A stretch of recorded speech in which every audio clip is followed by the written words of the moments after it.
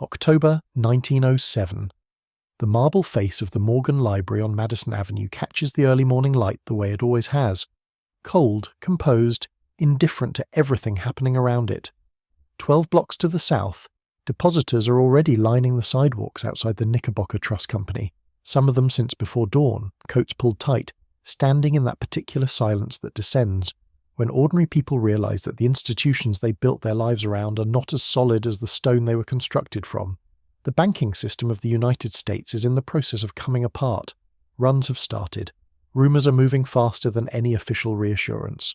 And inside the Morgan Library, according to accounts that surfaced in fragments over the following decades and were never formally disputed, workers assigned to the sub-level archive were being instructed to stop what they were doing, collect whatever they had been handling, and leave, not for the day, permanently. The instruction did not come from a building manager. That detail matters. It matters because of what was happening above ground at exactly the same time. J.P. Morgan, the most powerful private financier in the country, was conducting the most consequential financial intervention of his career. He was orchestrating the rescue of the American banking system from the rooms of the very building whose sublevel was being sealed beneath him. One man, two operations, one visible, one not. The accepted story about Morgan, about this library, and about the panic that broke that autumn is clean, and has been retold so many times it has acquired the weight of established fact. Morgan built his private library at 36th, and Madison Avenue as a monument to culture and personal legacy. It opened in 1906. When the banking crisis arrived the following year, he summoned the major financiers of New York to those rooms, and, by several accounts, refused to allow them to leave until a rescue plan had been agreed upon. The panic was contained. The banking system held. Morgan was credited, in most tellings of the story, with having saved American capitalism through sheer private authority and force of will. He died in Rome in March of 1913. The library became a public institution in 1924. The archive was donated, catalogued, and made accessible to researchers. The vault held private correspondence, financial records, and architectural materials, the accumulated personal effects of a private man who happened to reshape the modern world. Sealed for privacy, later given to history, that is the version. Understand it clearly, because it is about to show a seam. The sub-level archive, referred to in some accounts as the lower deposit, does not appear in the inventory produced for the 1924 public opening. That alone could be explained as a matter of institutional discretion. Private organisations have always determined their own cataloguing boundaries, but the lower deposit also fails to appear in the 1966 renovation records, when the library underwent significant structural modification, and it fails to appear once more in the documentation produced for the 2010 expansion project, when the building was physically extended and new underground infrastructure was constructed beneath it. 3 separate institutional reviews. 3 separate opportunities to formally account for whatever occupied that space. 3 structured silences, separated by nearly a century. This is not absence. Absence is when something was never present. This is structured absence. And structured absence requires active maintenance.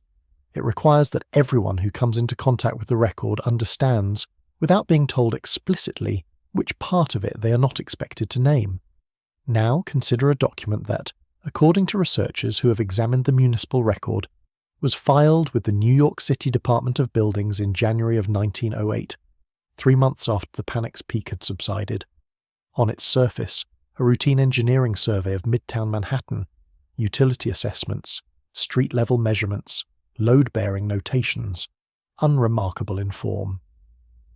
But embedded in its technical language, according to those accounts, was a phrase that stops being routine the moment you know what you're reading. Language consistent with subsurface continuation beneath the Morgan property at 36th and Madison. That phrase is not foundation, language. It is not used in the documentation of building basements or routine utility connections. In the engineering records of that period, it is used specifically in the context of tunnel infrastructure. Something was understood to extend beneath the Morgan Library in a direction that was not vertical. Morgan was not only a banker. That is the first thing the official legacy quietly contains. He was a primary financial architect behind Edison's electrical enterprises in New York, the investments that had already threaded a cable network beneath Manhattan's streets. He had been involved in financing the Interborough Rapid Transit subway, which opened in 1904, through the same Wall Street networks he had long shaped. His investments ran through the physical body of the city in ways that his reputation as a banker rarely makes visible. The footprint was infrastructural, not merely financial, which means that the building he chose to construct at the geographic centre of Midtown Manhattan was not only a library. Its location at 36th and Madison placed it at the convergence of infrastructure corridors that his capital had already helped make possible underground. This is where the story stops being about a vault.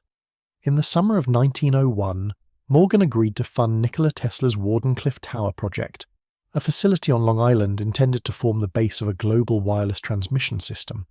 The funding agreement is documented. A portion of the correspondence between the two men survives in the Morgan Library archive.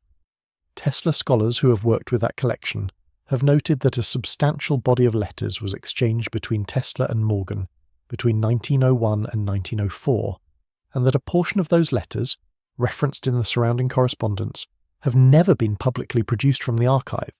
Where documents go missing inside an otherwise catalogued collection, the question is not whether that constitutes an anomaly.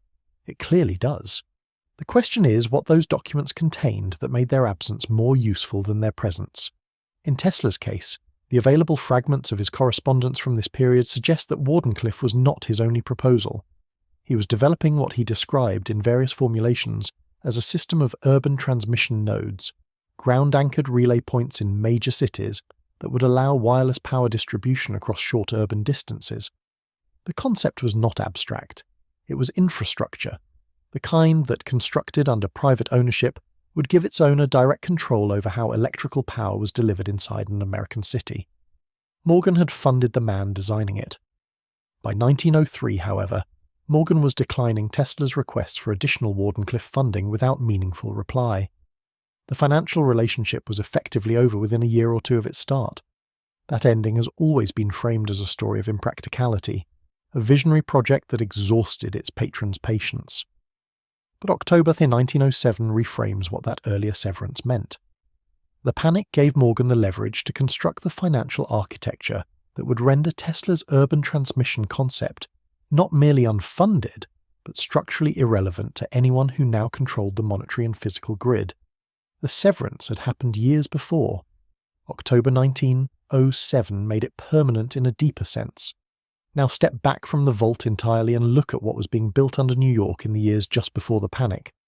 The subway had opened in 1904. The pneumatic dispatch tube network, an underground system for routing physical mail and packages across Manhattan, had been expanding since the 1890s. Plans for freight tunnels connecting major commercial properties in Midtown were already circulating among city engineers. Various tunnel proposals, including routes connecting Brooklyn to Lower Manhattan, were being formally submitted to city authorities in the early 1900s.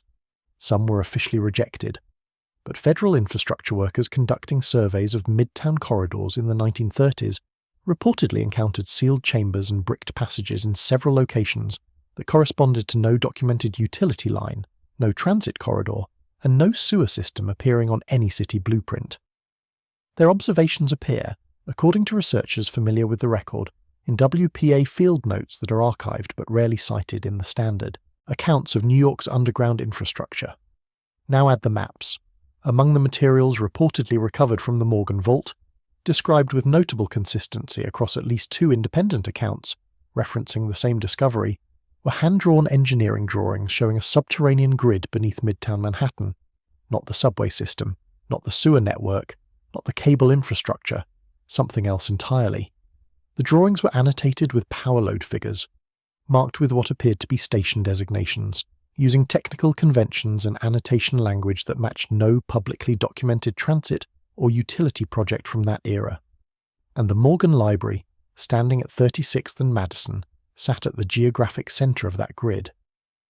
The Panic of 1907 is typically presented as the moment Morgan's private authority became publicly necessary.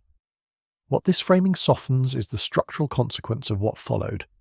By organising the rescue, by being the single private individual around whom the entire response coalesced, Morgan emerged from the crisis carrying a new kind of leverage, not merely financial, institutional.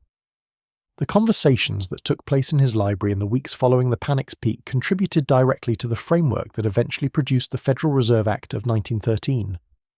The architecture of American central banking, as it has functioned ever since, traces a significant portion of its lineage to decisions made in those rooms, in that building, in that autumn. The official story calls that heroism. In one register it was. In another it was consolidation. The rescue was not separate from the restructuring. The rescue was the restructuring. Morgan used the crisis to become the architect of a public institution that would replace private emergency intervention as the organizing mechanism of American monetary policy. The emergency created the authority shaped the design, and in that same convergent autumn, with Tesla's urban proposals already years in the past, with the panic being managed above ground, with the sub-level archive being closed below, something was being filed away permanently. That convergence across those registers is not coincidence. At that scale and among those actors, convergence is policy. What the official description of the vault's contents offers, private correspondence, financial records, architectural materials, may be accurate as a category, but categories don't describe which correspondence, don't account for engineering drawings present in no inventory, and don't explain a ledger page referencing a building code that matches no documented Morgan construction project from 1900 to 1913. The code number, according to accounts of the discovery, is a valid New York City classification. The project it should correspond to does not appear anywhere in the public record of city construction during that period. A real classification attached to an invisible address. A page in a deposit the catalogue says doesn't exist. What gets locked in an archive during a period of major institutional transition is rarely what is dangerous. Dangerous material is destroyed. What gets locked is what is inconvenient, what would complicate the version of events the transition needed the public to receive. The men who organized the rescue of the American banking system, and the men who had financed New York's underground infrastructure, were, in several significant cases, the same men. Their signatures appear in both sets of documents. Several of those same signatures reappear in the founding instruments of the Federal Reserve. The overlap is not incidental, it is the structure, which means the vault beneath the Morgan Library in October of 1907 was not simply a private storage room, and what was sealed inside it was not simply the personal accumulation of a private man growing cautious in a crisis. It was the documentation of a parallel consolidation, of physical infrastructure, and of the decision to remove that documentation from view at precisely the moment the financial infrastructure was being formalized in its place. The question that matters now is simpler and harder than it first appears. Who decided what got locked, and who had the authority to ensure it stayed locked once Morgan himself was gone? That question has a shape, it has a date, and it has a name attached to the years between 1913 and 1924, the years when everything Morgan had built entered the phase of institutional management that would determine what history was eventually allowed to see. Morgan died on March 31st, 1913, in the Grand Hotel de Rome. He was 75 years old and had not been well for several months.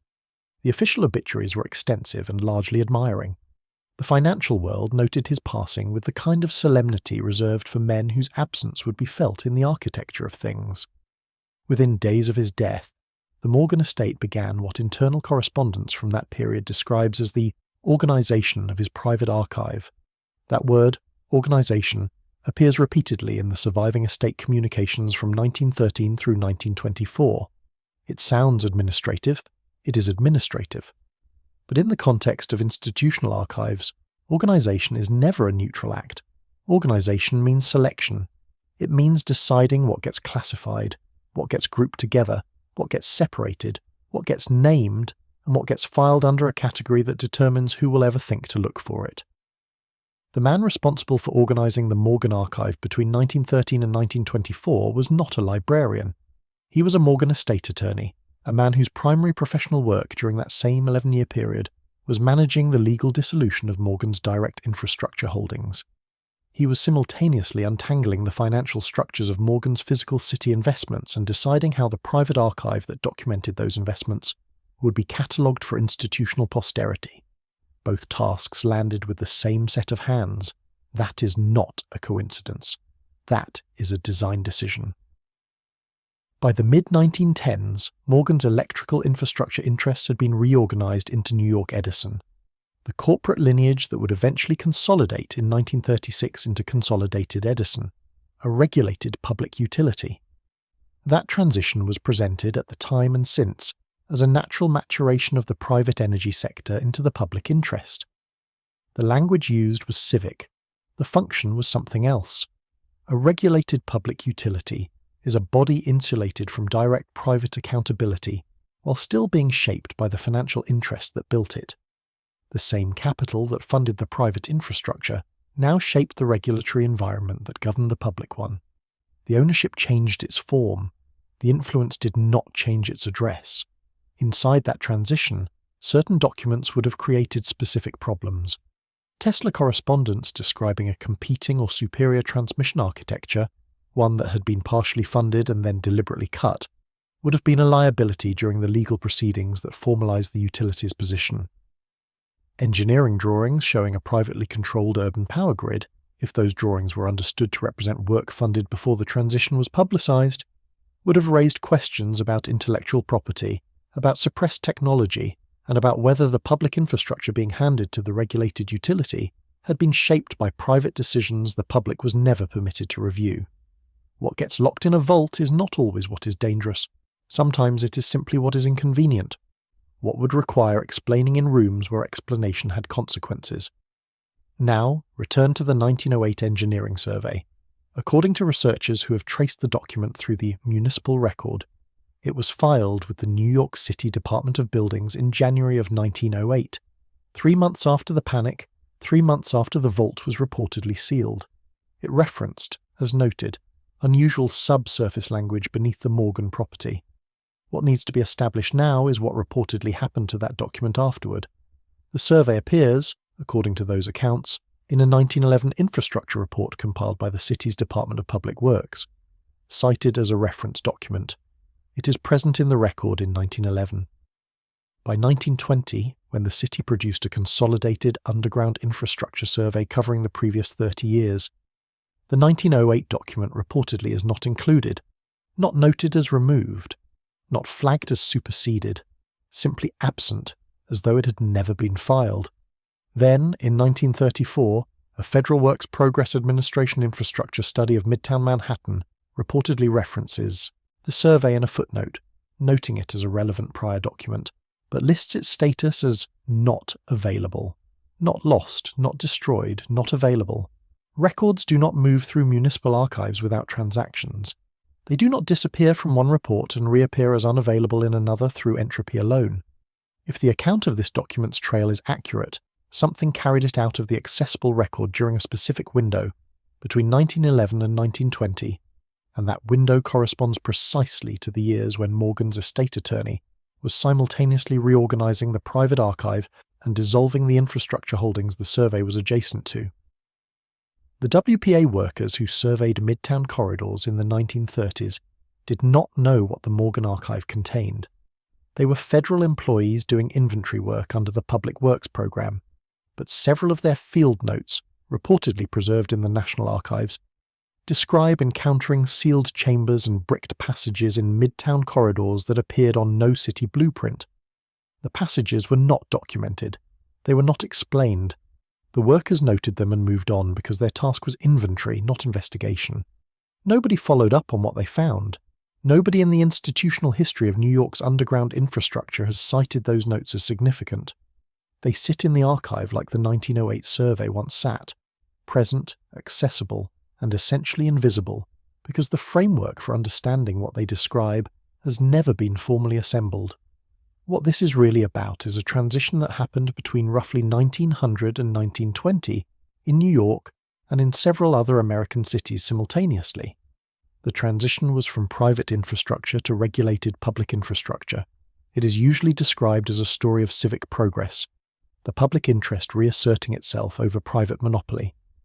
That description is not false. It is partial. What it omits is that the transition was managed, not organic. The men who managed it decided, in practical terms, what the public version of the infrastructure's history would contain and what it would not. They made those decisions in the same period when they were also determining what would be preserved what would be catalogued, and what would be filed under classifications that ensured effective invisibility without requiring destruction. Morgan's Vault is one instance of a pattern that runs across the major institutional archives of the Gilded Age consolidation. The Carnegie Archive contains documented gaps around the early financing of steel infrastructure in Pennsylvania, sections that several historians of the period have noted in passing without systematic investigation. The Rockefeller Archive carries sections with restricted access around early Standard Oil operational mapping, the work that determined which regions of the country would have access to refined petroleum and on whose terms. The Harriman Railroad Archive contains sections that remain closed to researchers under the terms of the estate. These are not conspiracies. They are the normal operational logic of institutional power during a period when the physical world was being built and the documentation of how it was built was understood to carry consequences. What was called philanthropy in this era, libraries, universities, foundations, public endowments, was also, simultaneously and functionally, the management of institutional memory. The donation of a private archive to a public institution does not make the archive fully public. It makes it institutionally controlled. The Morgan Library became, in 1924, a public institution governed by a board of trustees. The trustees named in the 1924 founding documents were drawn from the same financial networks that built the infrastructure, networks whose institutional descendants are not difficult to trace in the governance structures of American finance today. This is not a conspiracy. This is how institutional continuity operates across generations. The same networks that built the infrastructure also built the institutions that now hold the documentation of how it was built. The vault contents, whatever survives in the lower deposit under whatever classification it now carries, are technically public institutional property, subject to archival review. But subject to archival review and publicly accessible are not the same. Sentence. They have never been the same sentence. If the engineering drawings were filed under building records rather than personal correspondence at the time of the 1913 organisation, they would fall under a different archival category, one with different access protocols and a different public review timeline. If the Tesla correspondence was separated from the personal letters and filed under project documentation, the same applies. The classification decisions made between 1913 and 1924 by a single estate attorney are still in effect. They are the infrastructure of the archive, just as the passages beneath Midtown are the infrastructure of the city, present, functional, and largely unremarked upon until something forces the question. Return now to Tesla, not as a tragic figure but as a structural case. His Wardenclyffe Tower was demolished in 1917 by creditors who had acquired the property to recover debt. By then, the project had been financially dead for well over a decade. The official reading of the Morgan-Tesla relationship ends there, as a story of visionary failure, inadequate funding, and the hard limits of private patronage. But the fragments of Tesla's correspondence from the early 1900s suggest a different reading of what Morgan extracted from that relationship before cutting it. The urban node proposals, the ground-anchored transmission system described in the surviving letters, were not Wardenclyffe. They were something more immediately applicable, more city-specific, and more directly connected to the infrastructure Morgan was already financing beneath New York's streets. If Morgan's engineering team had developed those proposals further, adapted Tesla's transmission principles to the urban grid they were already building, and filed the resulting drawings in the sub-level archive before the relationship ended, then what was ultimately sealed away was not Morgan's rejection of Tesla's ideas. It was Morgan's possession of them, stripped of the name, filed under a building code and rendered irrelevant by the financial architecture that followed. That reframes the relationship entirely. Morgan didn't abandon Tesla. He completed the extraction and closed the file.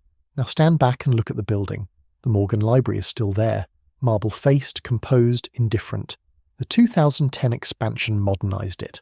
The archive is open to qualified researchers. Most of it is catalogued. The building is beautiful and the collection is genuine, and the institution does real scholarly work. None of that is in question.